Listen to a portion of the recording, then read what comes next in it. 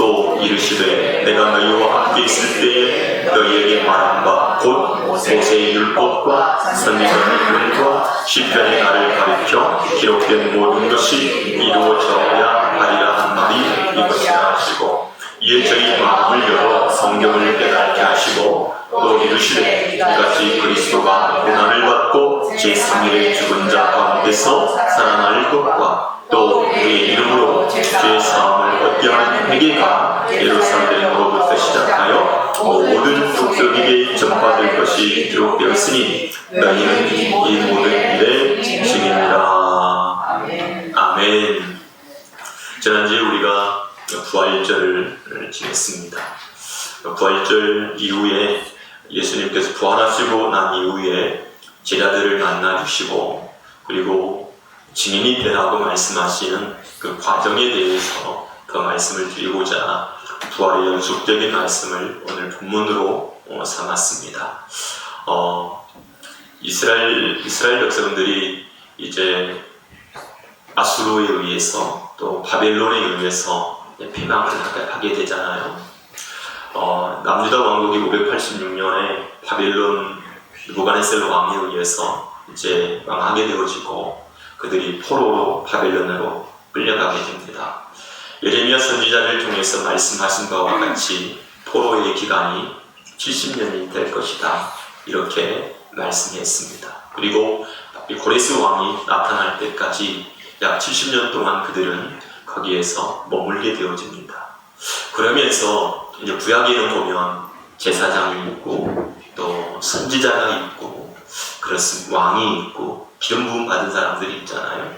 그런데 이 포르비 때에 등장한 새로운 사람들이 있었는데 그 사람들이 바로 학사입니다. 우리가 너무나도 잘 알듯이 에스라라고 하는 이 하나님의 사람은 제사장이면서 학사였습니다. 왜 학사가 필요했습니까? 라고 하는 거죠. 그래서 이 학사들은 여호와의 율법을 연구했고, 그리고 이 율법을 이 백성들에게 가르치기를 원했습니다. 그래서 이제 이 바벨론 포로 생활을 하면서 이제 그들이 만든 게 뭐냐면 회당입니다. 경건한 유대인들이 어디에 흩어졌든지 회당을 세우고 거기에 모여서 하나님의 말씀을 듣게 만드셨다는 것을 우리가 알 수가 있습니다. 근데 여기서 이 학사 에스라가 이 본국에 돌아오면서 이 느헤미야 때 보게 되어지면 이제 부흥회를 하잖아요. 말씀 부흥회를 해요. 그래서 말씀을 들으면서 막 성도들이 회개하고 그의 마음을 돌이키고 막 하는 과정들을 보여주는데, 이 학사 에스라가 창세기, 출애굽기, 레위기, 민수기, 신명기를 모세 오경이라고 하는데 한꺼번에 묶어서 토라 이렇게 말합니다. 토라. 이 율법, 이 토라를 이제 이 말씀을 쪼갰습니다. 창세기, 레위기, 또 민수기, 신명기 이렇게 말씀을 쫙 쪼개가지고 이렇게 매주마다 하나님의 말씀을 읽을 수 있도록 했습니다. 우리가 바이블 타임을 하면 오늘 무슨 본문, 내일은 무슨 본문 이렇게 한 것처럼 이 이스라엘은 주가 우리하고 좀 달라요. 우리는 몇 주죠? 52주잖아요. 근데 걔네들은 길때는 54주가 돼요. 또는 그렇게 되어서 이제 말씀 본문을 딱딱 쪼개가지고 매일 이 율법을 읽을 수 있도록 해가지고 1년이면 모세 오경을 통독을 할 수 있도록, 다 읽을 수 있도록 그렇게 나눠놨습니다. 학사 에스라가. 그래서 모든 회당에서 똑같은 날이 되어지면 본문이 똑같아요. 똑같은 본문을 가지고 성경을 낭독하고 그것을 말씀을 나누는 거예요. 또 예수님도 보게 되어지면 예수님 때도 보면 예수님도 성경 이 회당에 들어가서 안식일에 회당에 들어가서 말씀을 읽잖아요. 그 읽을 때 아무 본문이나 펴서 읽는 것이 아니라 학사 에스라가 이렇게 나누어놨던, 쪼개놨던 그 본문을 읽었던 것을 우리가 알 수 있습니다. 그래서 대표적인 것이 보면 누가복음 4장에 보면 예수님께서 성경을 읽으시려고 서 계셨다. 그런데 이사야 성경을 갖다 주었다. 그리고 그 이사야 61장을 예수님이 읽으시는 걸 볼 수 있거든요. 근데 그때 그날이 바로 이사야 61장을 읽는 거예요. 그런데 왜 여기 생각할 수 있는 게 뭐냐면 원래는 에스라 선지자가 이 학사가 이 토라만 이렇게 매주 이렇게 읽을 수 있도록 했단 말이에요. 그런데 이제 에피파네스라고 하는 이 왕이 이스라엘을 점령해 오면서 이스라엘 백성들의 그 정체성과 신앙을 깨뜨리기 위해서 이 성경을 읽지 못하도록 한 거예요. 모세의 오경을, 토라를. 그래서 이때부터 읽었던 성경이 뭐냐면 이 선지서를 포함해서 성경을 읽기 시작한 거예요. 근데 성경을 읽을 때 어떻게 읽었냐면 창세기, 출애굽기, 레위기, 민수기, 신명기, 모세 오경의 토라의 본문과 똑같은 선지서에 나타난 본문을 영감해서 읽었던 거예요. 그러니까 동떨어져 있는 것이 아니라 창세기 1장과 똑같은 선지서에 기록된 내용을 이렇게 본문, 마치 관주처럼 그렇게 읽은 거예요. 그러다가 최근에는 유대인들 가운데서 예수 믿는 사람들이 생겨난 거예요. 메시아닉 주라고 이렇게 부르는 자들이거든요. 근데 이분들이 이제 성경을 추가시킵니다. 신약 성경, 그러니까 모세 토라와 그 다음에 네이빔 선지서와 그리고 신약 성경을 포함시켜서 이제 같이 있습니다. 그러니까 만약에 창세기 1장이면 이 태초에 하나님이 창조하십니다. 그 다음에 선지서에서도 일어나는 빛을 봐라. 또는 신약 성경에서는 어떤 본문을 택하냐면 요한복음 1장. 이렇게 같은 나이의 그 성경을 읽으면서 모든 전 세계 어디에 흩어져 있는 유대인이라도 같은 주의 본문은 똑같아요. 그래서 성경을 읽도록 해요. 그래서 그들이 그렇게 많은 어려움과 환난과 핍박과 고난과 그 어려움 속에서도 그들의 정체성을 잃어버리지 않고 그들의 신앙을 계속 지켜내는 것이 바로 이 학사 에스라가 성경을 이렇게 읽도록 만들어졌어요. 그래서 그걸 보고 토라 포션이라고 부르게 되어집니다. 지금도 그들은 동일한 그렇게 성경을 읽어오고 있는 거예요. 오늘 예수님도 그 본문에 따라서 성경을 읽는데 오늘 본문에 보니까 모세의 율법과 선지자의 글과 시편 이렇게 이제 얘기를 하고 있는 거예요. 그래서 그런데 이 모세의 율법과 선지자의 글과 시편에 누구에 대한 이야기를 하고 있대요? 누구에 대한 이야기를 하고 있대요? 자, 이 44절 한번 읽어봅시다. 시편에 여기까지 모세의 율법과 선지자 시작. 모세의 율법과 선지자의 글과 시편에 나를 가르쳐 기록된 모든 것이 이루어져야 하리라 한 말이 이것이다. 그러니까 모세의 율법과 선지자의 글과 시편에 누구에 대해서 얘기하고 있다고요? 예수 그리스도에 대하여 얘기하고 있다. 토라가 가리키고 있는 게 뭐라고요? 예수 그리스도. 선지자의 글 무엇을 가리키고 있다고요? 시편도 무엇을 가리키고 있다고요? 그렇죠? 근데 율법이 되고 역사가 되버리면 안 되고 거기 속에서 주님은 무엇을 가르쳐주고 있다는 거예요? 예수 그리스도를 향하고 있다. 그래서 성경 전체를 읽으면서 우리는 누구를 볼 수 있어야 되죠? 그렇죠? 네. 무엇을 볼 수 있다고요? 그렇죠. 그리스도가 보여져야 돼요.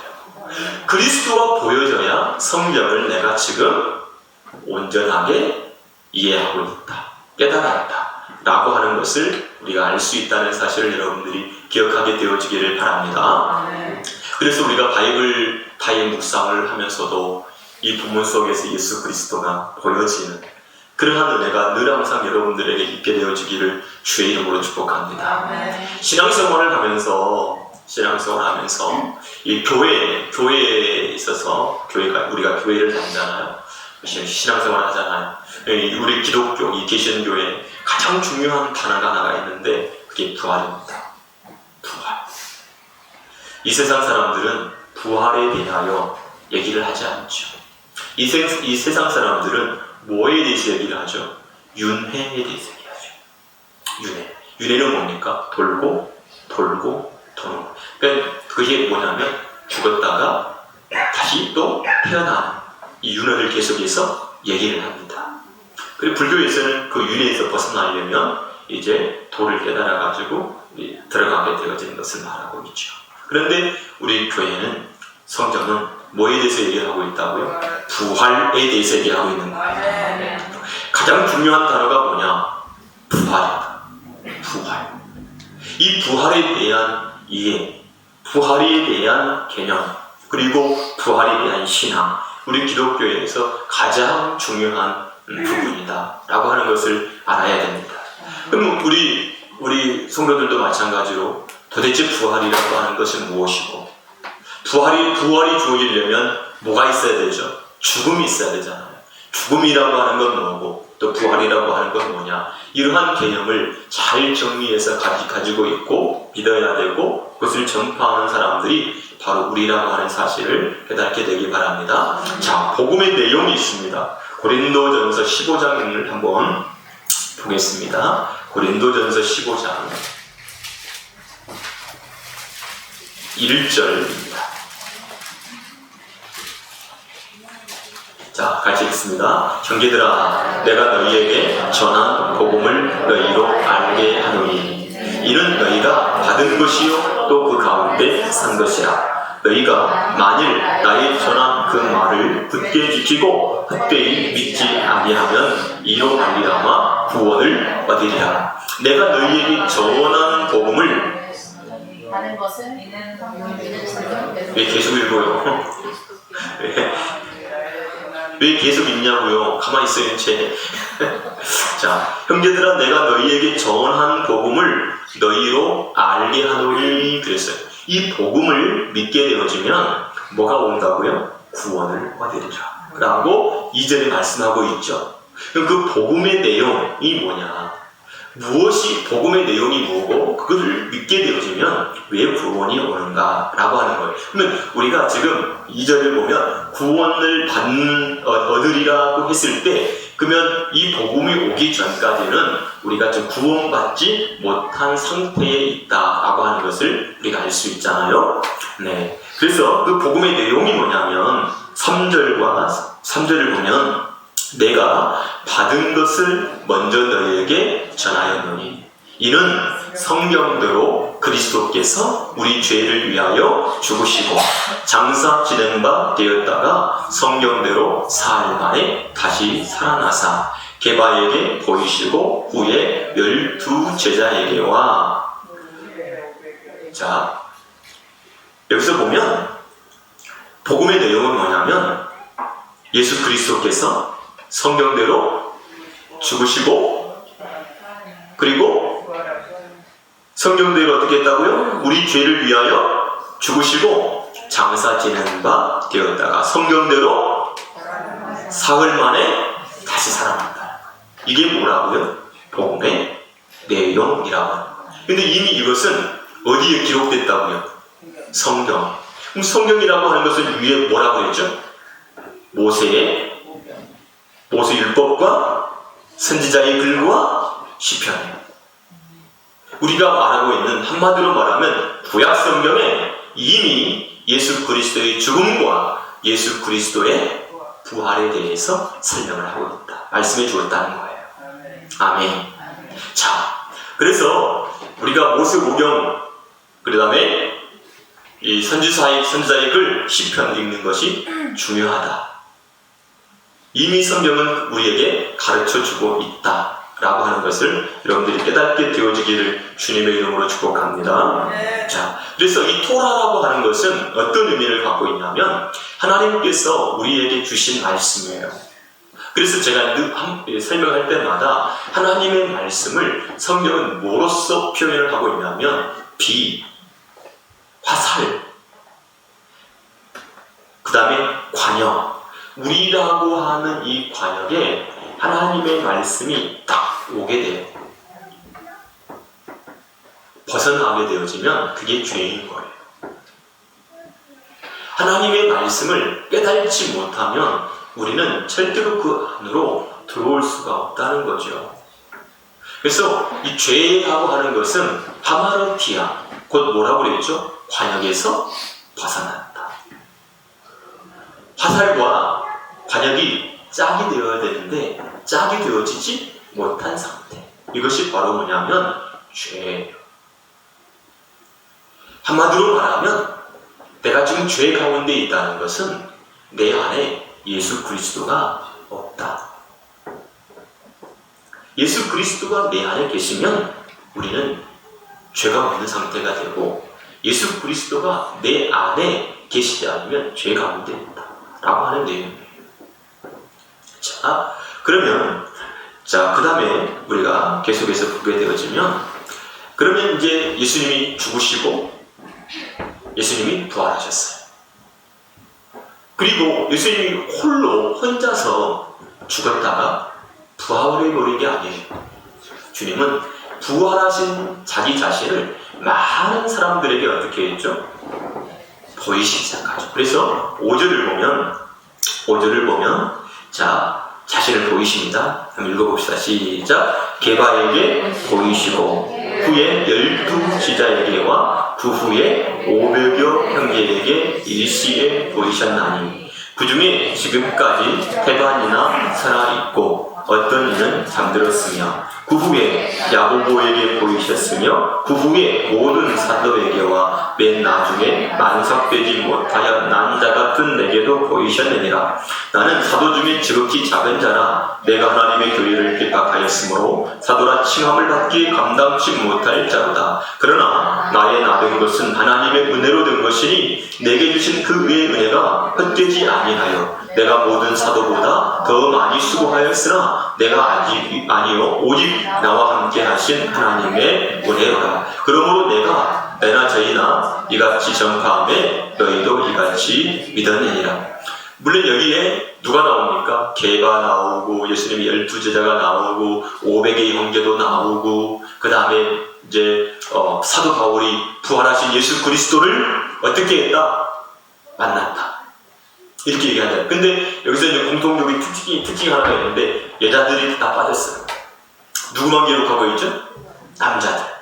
그런데 예수님이 부활할 때 가장 먼저 만난 사람들이 누구예요? 여자들이죠. 누굽니까? 마리아들, 막달라, 마리아, 또 다른 마리아들이 예수님을 만난다고. 예, 마리아들이. 이 마리아들이 예수님을 만나죠. 그러니까 예수님을 만난 사람들 너무 많아요. 그러면 이렇게 예수님을 만난 사람들은 어떻게 살았을까요? 어떻게 살았을 것 같아요? 네? 예수님은 부활하신 예수님이 자기 자신을 그들에게 어떻게 했죠? 보이셨잖아요. 그리고 그들에게 부탁하신 말씀이 뭐였습니까? 이 모든 일에 뭐라? 증인이나. 그럼 증인이라고 하는 것은 가서 뭐 하라고 하는 거죠? 증거하라. 뭘 증거하라? 예수 그리스도의 죽음과 예수 그리스도의 부활에 대하여 뭐 하라고 하는 거죠? 증인이야. 그럼 너는 예수 그리스도의 죽음을 봤어? 나 봤어요. 너 예수 그리스도의 부활을 봤어? 봤어요. 예. 근데 사도 바울은 사도행전 9장에서 부활하신 예수 그리스도를 어떻게 하죠? 만나죠. 그럼 여러분들은 부활하신 예수 그리스도를 만났습니까? 내 안에 예수님이 계시면 부활하신 예수 그리스도를 만난 거예요. 그러면 이 부활하신 예수 그리스도를 만난 이 제자들의 모습을 우리가 이제 보면은 사도 베드로는 이 복음을 증거하다가 잡히게 됩니다. 사도 베드로의 직업이 뭡니까? 어부입니다. 그는 결혼도 했습니다. 그는 예수님의 제자가 됐습니다. 그리고 예수님 부인하기도 하고 고백도 하고 막 그러잖아요. 그런데 예수님의 말씀대로 이 모든 일에 증인이 됩니다. 그리고 복음을 증거합니다. 그리고 그는 죽습니다. 십자가에서 거꾸로 달려서 죽습니다. 왜 그 선택을 했을까요? 보통 십자가를 이렇게 머리를 위로 하는데 사도 베드로는 머리를 아래로 없다는 거예요. 왜? 내가 예수님처럼 똑같이 죽을 수가 없다. 네. 죽음을 어떻게 여깁니까? 무서움으로, 두려움으로 여기지 않아요. 왜요? 육체의 죽음이, 이 생물학적 죽음이 죽음이 아니라는 사실을 베드로는 알거든요. 우리는 뭐가 두렵습니까? 생물학적 죽음, 육체의 죽음이 두렵습니까? 많은 사람들이 육체의 죽음을 두려워합니다. 육체의 죽음.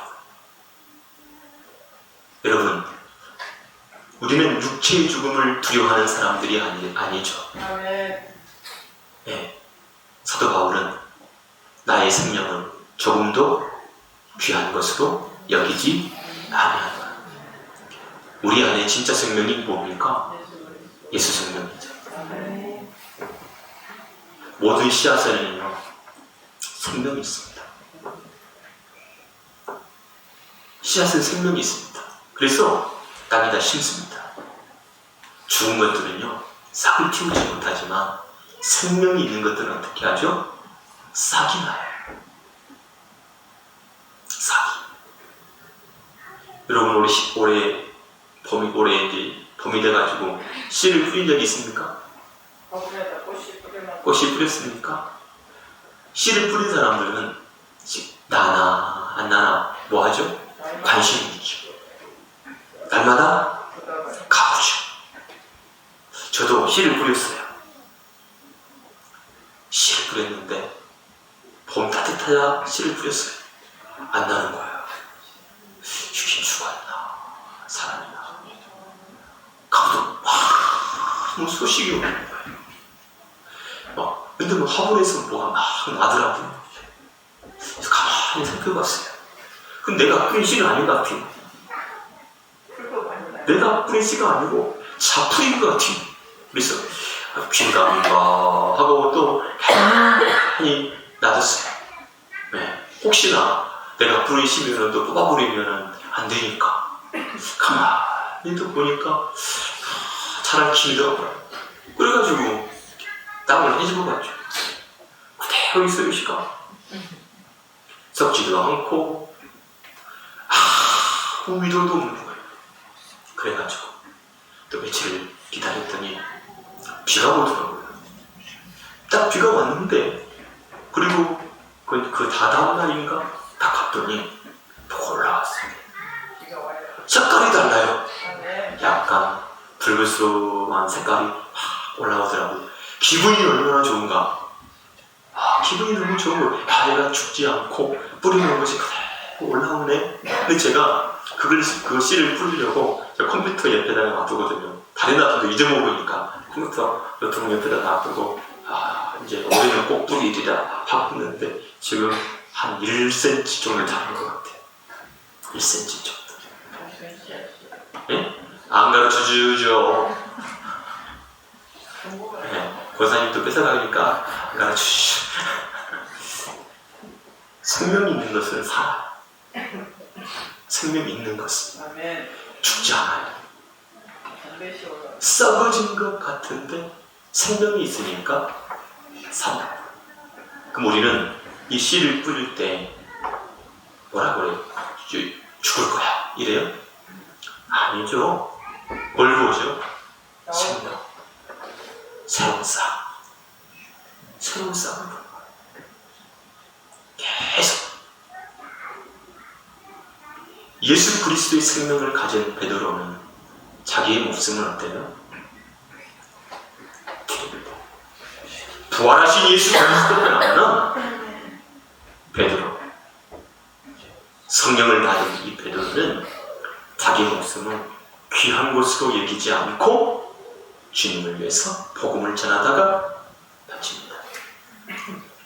사도 바울은 복음을 전하다가 잡히게 되죠. 그리고 단두대에 목이 잘려서 죽습니다. 근데 여기 이 사람들 특징이 하나가 있어요. 따라서 해보실래요? 자기 목숨을 죽는데 개의치 않는다. 개의치 않아요. 이 목숨을 개의치 않아요. 디모데는요 환영을 표합니다. 뭘 하다가? 복음을 증거하다가. 그들은 놀다가 딴짓하다가 그게 죽은 게 아니에요. 예수 그리스도의 죽음과 예수 그리스도의 부활과 그리고 성령의 그 역사를 모두 경험한 증인이 되어서 그 일을 하다가 죽습니다. 어떤 하나님의 사람은 십자가에 나무에다 꽁꽁 매달아놓고 장작더미를 아래다 내려놓고 쌓아놓고 불 지르려고 해요. 불을 질러요. 그런데 예수 부인하면 살려줄게 이래요. 예수 부인하면 살려준다니까. 지금 빨리 말해. 그분이 뭐라고 얘기할까요? 예수님은 나를 한 번도 부인한 적이 없는데 내가 어찌 주님을 부인하리. 기쁨으로 그 길을 갑니다. 세베대의 아들 야고보는요, 복음을 전파하다가 뭐에서 맞아 죽냐면 돌에 맞아 죽습니다. 돌에. 빌립은요, 채찍에 맞아서 채찍에 맞고 난 다음에 십자가에서 처형이 됩니다. 그런데 이제 마태 같은 사람들을 보면요, 에디오피아까지 갑니다. 거기에서 창에 찔려서 죽음을 당합니다. 가룟 유다 대신에 사도가 된 마띠아 있잖아요. 이분은 예루살렘에서 복음을 증거하다가 돌에 맞고 목베임을 당하면서 죽음을 당합니다. 안드레는 아시아 여러 지역에 다니면서 복음을 증거하다가 십자가에서 처형을 당합니다. 마가 같은 경우는요, 몸이 찢기는 처형을 당하면서 순종을 합니다. 도마, 우리가 흔히 말하는 의심하는 도마, 절대 그렇게 부르지 말고. 네. 아시죠? 얼마나 서운하겠어요. 2000년 동안 계속해서 의심하는 도마라고 그러면 얼마나 서운하겠어요. 그 도마는요, 어디로 가냐면 인도로 갑니다. 인도로 가서 복음을 증거하다가 창에 찔리고, 창에 찔려서 몸이 관통하게 되었고, 그것을 통해서 죽음을 당하게 됩니다. 바들로에 같은 경우도 십자가에서 처형당하게 되고, 누가복음을 지은 누가는 그리스의 우상 숭배하는 이방 제사장들에게 붙잡혀가지고 죽습니다. 스데반 집사님도 성경에 기록되어 있잖아요. 그도 돌에 맞아서 죽습니다. 예수님의 12 제자 중에 가룟 유다를 제외하고 사도 요한은 밤모섬이라고 하는 곳에 유배가 되어져서 또 가기 전에 기름감에 끓는 기름가마 속에 들어가다 나오게 되죠. 산순교를 했다고 말하는데, 이렇게 예수님의 12 제자는, 그리고 그 외에 예수님의 죽음과 부활을 증거하는 사람들은 이렇게 복음을 증거하다가 그렇게 죽었습니다. 왜 그게 가능할까요? 왜 그게 가능하냐고요? 왜 그들은 그런 삶을 살 수 있었을까요? 왜 그렇게 살 수밖에 없었을까요? 그 예수 그리스도의 죽음과 예수 그리스도의 부활이 한 생명 한 생명을 살리는 유일한 길이고 방법이라고 하는 것을 그들이 알았기 때문인 거예요. 내가 복음을 증거하지 않으면 저 사람은 그 죄에서 어떻게 된다는 거죠? 죽는다는 거예요. 구원이 없다는 거예요. 생명을 얻지 못한다는 거예요. 예수님이 살리신 나사로 같은 경우는 죽었다 다시 삽니다. 뭐 있을 것 같아요? 구브로라고 하는 섬. 사도 바울이 1차 전도 여행을 할 때 가장 먼저 구브로라고 하는 섬으로 들어가는데 거기서 복음을 증거하다가 죽습니다. 모든 하나님의 사람들, 부활의 증인 되어진 하나님의 사람들은 그렇게 복음을 증거하다가 이 세상을 떠납니다.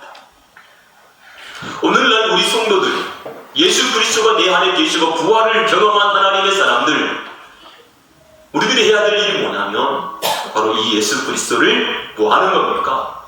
증거하는 겁니다. 생명이신 예수 그리스도를 전하는 것입니다. 복음이신 예수 그리스도를 전하는 것입니다. 근데 우리는 예수 그리스도의 죽음과 예수 그리스도의 부활에 대하여 입도 뻥끗하지 않고 살아갑니다. 입도 뻥끗하지 않고 예수님이 나의 구원자시오, 예수 그리스도를 믿어야만 나 구원받아, 이 말을 한마디도 하지 못한다는 거죠. 사랑하는 여러분, 우리 기도 제목 1순위는 영혼들이 구원받는 거예요. 아멘. 사람이 모든 것을 가졌어요. 돈이 예를 들어서 100억이다. 100을 가졌어요. 부자예요. 떵떵거리며 살아요. 그런데 죽었어요. 뭐예요? 아무것도 아니에요. 누구 거예요? 산자 거예요. 죽은 자가 그걸 가지고 할 수 있는 것은 아무것도 없어요. 아무것도 없어요. 죽은 자가 가지고 갈 수 있는 건 아무것도 없다고요. 그런데 사람들은 뭐가 가장 중요하다고 얘기해요? 물질이 가장 중요하다고 얘기해요. 그리고 이 세상에서 그것을 갖기 위해서 엄청나게 노력하며 살아요. 그래서 구원을 받을 수가 없잖아요. 물질로. 우리에게 구원을 줄 수 있는 유일한 것은, 천국에 들어가는 유일한 길은 예수 그리스도밖에 없어요. 그래서 우리가 예수 그리스도를 전해야 되는 거예요. 여러분, 우리가 우리의 생활이, 우리의 삶이 어찌하든지 내가 믿는 그 예수 그리스도를 당당하게 말할 수 있는 하나님의 사람들이 되기를 주의 이름으로 축복합니다. 연예인들이 TV에 나와가지고 그 수많은 사람들 앞에서 예수 그리스도를 고백합니다. 왜 그럴까? 라고 한 번쯤 생각해 볼 수 있잖아요. 그런데 전 국민이 보는 TV 앞에서 예수 그리스도를 말할 수 있다. 어쩌면 어떤 사람은 내가 예수 그리스도를 믿는다 라고 하는 그 말 때문에 자기가 가지고 있는 그 모든 것들을 빼앗길 수도 있어. 비난을 받을 수도 있어. 연예인 생활에 큰 힘듦이 찾아올 수 있어요. 그럼에도 불구하고 자기를 구원하신 예수 그리스도를 말해요. 말한다고요. 사랑하는 여러분, 우리도 이 부활의 증인되어서 이 예수 그리스도를 말하며 살아가는 하나님의 사람들이 되어지기를 주의 이름으로 축복합니다. 그렇습니다. 우리가 복음을 증거하다 보면 많은 사람들에게 뭐하죠? 좀 얻어먹고 이런 일이 당할 수 있어요. 복음 전하지 않으면 그럴 일이 없죠. 그런데 이 복음을 듣지 못하면 그가 뭐 한다는 거예요? 지옥에 간다는 거예요. 우리는 그 사실을 알기 때문에 복음을 전하는 거예요. 그런 하나님의 사람들이 되어지기를 주의 이름으로 축복합니다. 그렇다면 부활이 없다면 어떻게 될까요? 부활이 없다. 고린도전서 15장 12절을 보니까 12절을 한번 볼까요? 12절 읽어보죠. 시작. 그리스도께서 죽은 자 가운데서 다시 살아나셨다. 적바되었거늘 너희 중에 어떤 이들은 어찌하여 죽은 자 가운데서 부활이 없다 하느냐? 많은 사람들이 부활이 있다고? 부활이 없다고 스스로 어떻게 한다는 거죠? 믿는다는 거예요. 그러면 주님은 성경 뭐라고 얘기하냐면 13절에 만일 시작 만일 죽은 자의 부활이 없으면 그리스도도 다시 살지 못하였으리라. 부활이 없다면 예수님도 살 필요가 없다는 거예요. 그냥 끝이 확실하는 거예요. 그런데 예수 그리스도가 부활을 했다는 것은 뭘 염두에 두고 있다는 거예요? 우리의 부활도 염두에 두고 있다는 사실을 여러분 기억하게 되어주기를 주의 이름으로 축복합니다. 14절을 보면 부활이 없다면 무슨 일이 일어납니까? 읽어봅시다. 시작. 그리스도께서 만일 다시 살지 못하였으면 우리의 전파하는 것도 헛것이요 또 너희 믿음도 헛것이다. 그렇죠? 그러면 우리가 이 자리에 앉아있는 것도 뭐예요? 헛짓이죠. 네. 저는 뭐죠? 최대의 사기꾼이 되겠죠, 목회자들은. 그죠? 그럴 거 아닙니까? 여러분들이 이 자리에 앉아있는 것도 헛짓이고 모든 것이 다 헛짓인 거예요. 그런데 예수 그리스도의 부활이 실제로 있었다는 거예요. 부활하신 예수 그리스도 우리가 만났다는 거예요. 그래서 우리는 뭐라고 말할 수 있습니까? 헛것입니까? 아닙니다. 사실입니다. 라고 말하는 거죠. 가수 백지영이가 성경을 읽으면서 자기는 예수 그리스도를 부인하고 싶었다는 거예요. 그래서 어떻게 하면 예수 그리스도가 정말로 없냐? 거짓이다. 이게 성경이 거짓이다. 라고 하는 것을 증명하기 위해서 성경을 읽다가 예수님이 진짜 살아계시네. 라고 하였다는 거예요. 퓨어바스도면 주여 어디로 가시나이까? 라고 하는 그 영화에서도 보면 그 영화가 만들어진 배경도 주님을 부인하기 위해서 연구하다가 예수를 만난 거예요. 저기 울산에 있던 어떤 교수도 기독교 방송을 봤대요. 왜 보게 됐냐? 목사들이 설교한 것을 듣고 예수 그리스도가 이게 허구다. 성경이 가짜다. 이것을 이게 해보기 위해서 하다가 그 예수 만난 거예요. 예수 그리스도를. 부활이 없으면 모든 것이 헛되게 됩니다. 15절. 부활이 없다면 시작. 우리가 하나님의 거짓 증인으로 발견되리니 우리가 하나님이 그리스도를 다시 살리셨다고 증거하셨습니다. 만일 죽은 자가 다시 사는 것이 없으면 하나님이 그리스도를 다시 살리시지 않아요. 거짓 증인으로 어떻게 한다고요? 발견된다. 자, 또한 17절에서는 그리스도의 부활이 없다면 무슨 일이 일어나는가 봅시다. 시작. 그리스도께서 다시 사신 것이 없으면 너희 믿음도 헛되고 너희가 여전히 어디 가운데 있어요? 죄 가운데 있다. 예, 죄의 문제가 해결이 된다? 해결이 되지 않는다. 18절에 부활이 없다면 시작. 또한 그리스도 안에서 잠자는 자도 많아였다. 그러니까 누가 제일 불쌍한 자예요? 이런 상태가 되면 누가 제일 불쌍한 자예요? 우리가 제일 불쌍한 자죠. 그래서 19절에 뭐라고 얘기하냐면 만일 그리스도 안에서 우리에게 바라는 것이 다만 이 생뿐이면 모든 사람 가운데 우리가 더욱 불쌍하죠. 더욱 불쌍하죠. 네. 그런데 우리가 믿음을 가졌고 이것이 사실이기에 우리가 불쌍한 자입니까? 그럼 어떤 자이죠? 가장 행복한 자죠. 아멘. 가장 복된 자죠. 아멘. 아멘. 아멘. 우리는 이 세상의 것들을 통해서 만족과 행복과 평안과 기쁨을 얻어가는 존재가 결코 아니에요. 아멘. 잠깐 찰나적으로 오는 것들을 통해서 행복을 누리려고 하고 평안을 누리려고 하고 기쁨을 누리려고 하고 즐거움을 누리려고 하는 존재가 우리 아니란 말이에요. 하나님의 사람들은 어디로부터 오는? 위로부터 오는 하나님께로부터 오는 기쁨, 하나님께로부터 오는 즐거움, 하나님께로부터 오는 평안, 이걸 누리는 사람들이에요. 예수님께서 부활하시고 난 다음에 제자들을 만나시고 여인들을 만나주시면서 가장 먼저 해주신 말이 뭐예요? 평안, 샬롬을 말해요. 예수님이 내 안에 오실 때, 부활하신 예수님을 만날 때 그게 평안이에요. 그게 행복이에요.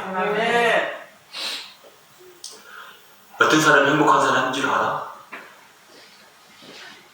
여러분, 팔복에서 심령이 가난한 자가 복이 있다. 심령이 가난한 자가 행복한 자야. 이렇게 얘기하는 거예요.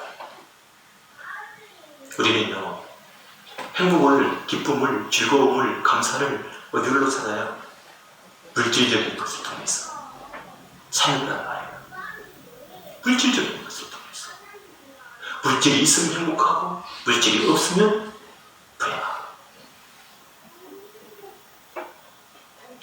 사람들을 만나서 떠들고 있으면 행복한 사람 같고, 사람과 만나지 못하면 불행한 것 같고.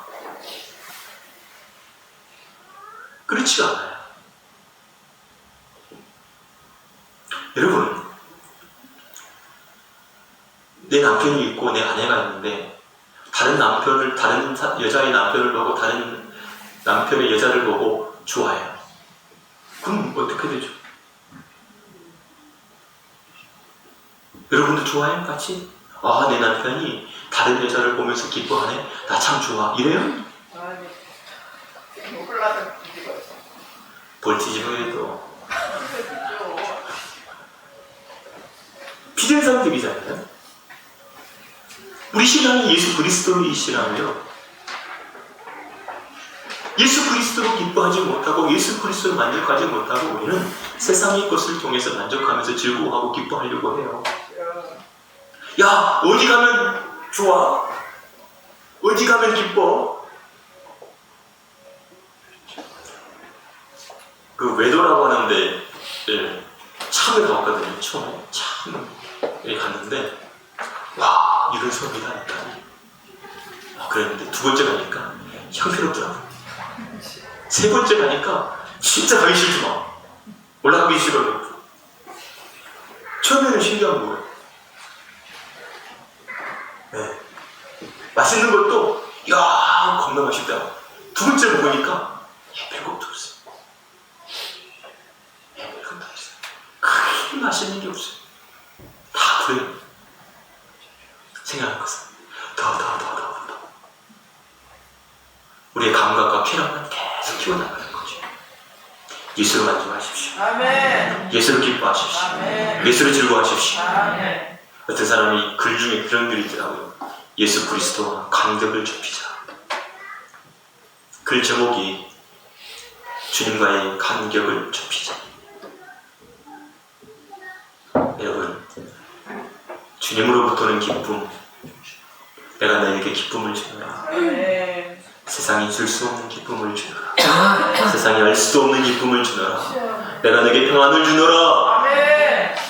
그러한 은혜가 여러분들에게 있게 되기를 주의 이름으로 축복합니다. 아멘. 아멘. 아멘. 자, 그래서 예수님이 어떻게 됐냐면 20절에 시작. 그러나 이제 그리스도께서 죽은 자 가운데서 다시 살아 잠자는 자들의 첫 열매가 되셨도다. 이스라엘 절기 하나님께서 이스라엘에 7개의 불을 주셨어요. 빛을 7개의 빛. 그 7개의 빛을 통해서 우리에게 구원을 가르쳐줘요. 그게 하나님께서 성소에 촛대가 있는데 그 촛대에 불이 붙죠. 빛이 나옵니다. 몇 개가 있죠? 7개예요. 7개. 한 가운데를 세워놓고 양쪽으로 3가닥씩 이렇게 나는데 그 첫 번째 가운데에 있는 그 빛이 안식일이라고 하는 빛입니다. 안식일. 그럼 양갈래로 있는 빛이 뭐냐면 바로 절기들을 말합니다. 6월절, 무교절, 그 다음에 초실절, 오순절, 그 다음에 대속절, 수장절, 이렇게 돼요. 빛이에요. 그것을 통해서 우리에게 구원이라고 하는 것을 주님이 가르쳐 주시거든요. 그런데 저기에 보면 첫 열매, 그게 초실절이에요. 첫 열매 초실절은 부활을 얘기해요. 아멘. 그러면 초실절 이후에 50일이 지나면 뭐가 있죠? 맥주절이에요. 그게 뭐예요? 오늘날 오순절이에요. 성령 강림절이에요. 여러분, 예수님이 부활하시고 난 다음에 10일이 지나자 50일째가 되죠. 그리고 뭐가 나오죠? 성령이 오시죠. 저 초실절은 첫 열매를 드리는 날은 초실절이에요. 첫 열매. 첫 열매를 보면 두 번째, 세 번째, 네 번째 열매가 어떻다고 하는 것을 알게 되잖아요. 그게 예수님의 부활을 보면 나도 부활. 따라서 예수님의 부활이 나의 부활이다. 라고 이걸 깨닫게 되어지는 저와 여러분들이 되기를 바랍니다. 오늘 본문 이후에 이제 저 부분을 좀 다루려고 해요. 어떤 부분이냐면 그리스도께서 죽은 자 가운데서 다시 살아 잠자는 자들에게 첫 열매가 되었다 했을 때 그 죽은 자와 다시 사는 것, 이 단어를 다음 주에 좀 더 공부를 하려고 해요. 그래서 성경에서 말하고 있는 죽음, 성경에서 말하고 있는 다시 삶이라고 하는 단어가 어떻게 기록이 되어 있고 어떻게 쓰여졌는가 라고 하는 것을 배우면서 부활에 대한 좀 더 이해와 믿음에 대한 정의가 여러분들에게 잡히는 복된 시간 되기를 주의 이름으로 축복합니다. 같이 기도하겠습니다.